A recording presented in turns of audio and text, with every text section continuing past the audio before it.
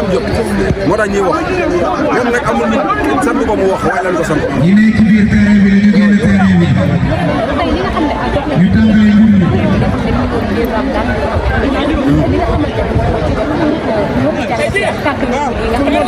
ñi nekk ci boîte bi dañu laal leen. Ahmed il fait partie de Ramdaan et il sera toujours de Ramdaan.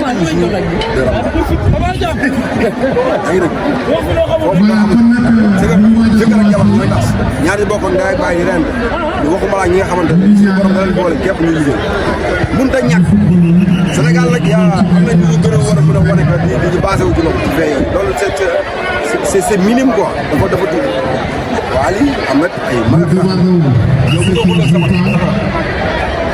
bu dee na ko xool ci sa bopp ay yenn saa yi nga màtt sa bopp doo ko tey nga ne aya toog ba mu sedd nga yeggali sa saako bi. yow yaa fekkee ñu xuloo yow nga wax lu dama ne mag ak rakk sax dañuy xuloo yow mosoo xuloo seen kër. waaw loolu laa dama ne bu xuloo amee jubóo nga am ndax ngeen ay jéego. loolu soo yor new ci Parce que nous allons commencer. Et je rappelle que le coup d'envoi sera donné par monsieur le maire de la commune de